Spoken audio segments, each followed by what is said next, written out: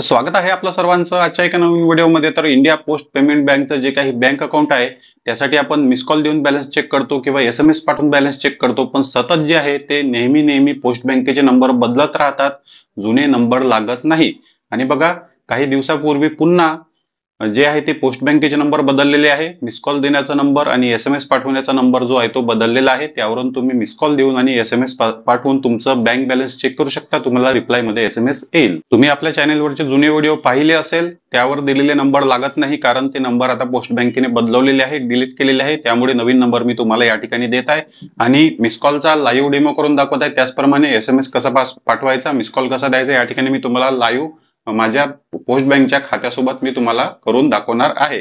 बघा, सर्वात महत्त्वाचं मी तुम्हाला या ठिकाणी माहिती सांगत आहे, जर हे नंबर बदलले, आता तर हे नंबर चालू आहे, आता मिस कॉलचा नंबर आणि SMS चा नंबर चालू आहे, पण कदाचित जर समोर चालून हे नंबर बदलले तर नवीन नंबर तुम्हाला मिळणार व्हिडिओच्या डिस्क्रिप्शन मध्ये आणि आपल्या कमेंट मध्ये सुद्धा मी नवीन नंबर टाकणार।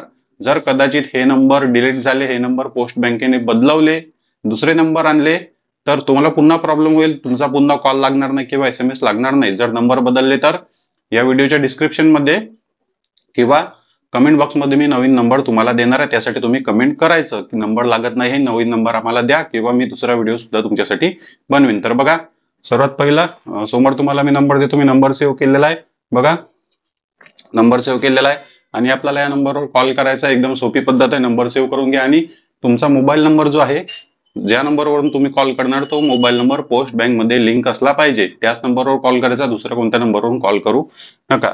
तर बघा, या ठिकाणी कॉल केलेला आहे आणि बघा लगेचच जो आहे तो 2-3 सेकंद मध्ये कॉल डिस्कनेक्ट होईल। आणि बघा, लवकरच मेसेज आलेला आहे वरच्या बाजूला। बघा, मेसेज ओपन केल्यानंतर तुम्हाला दिसून येते की तुमचं बॅलन्स या ठिकाणी दाखवलं जात आहे मिस कॉल दिल्यानंतर।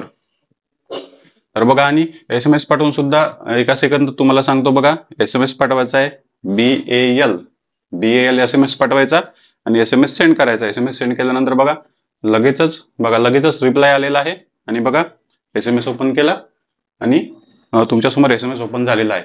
तर बघा, कॉलिंग साठी बघा हा नंबर दिलेला आहे, कॉलिंग साठी हा नंबर दिलेला आहे आणि SMS पाठवण्यासाठी हे दोन नंबर दिलेले आहे। तुम्हाला कॉल करायचा असेल तर वरच्या नंबरवर करा, SMS पाठवायचा असेल तर खालच्या नंबरवर तुम्ही पाठवू शकता। सध्या हे 3 नंबर ऍक्टिव्ह आहे, यानंतर जर कोणते नंबर ऍक्टिव्ह झाले तर मी तुम्हाला व्हिडिओ बनवून त्यासाठी देणार आहे। जर हे नंबर लागले नाही, डिलीट झाले, जर पोस्ट बँकेने बदलवले, तर डिस्क्रिप्शन मध्ये किंवा कमेंट बॉक्स मध्ये मी तुम्हाला नंबर देणार आहे। चॅनलवर नवीन असाल तर व्हिडिओला लाईक आणि चॅनलला सबस्क्राईब नक्की करा। भेटूया नेक्स्ट व्हिडिओमध्ये।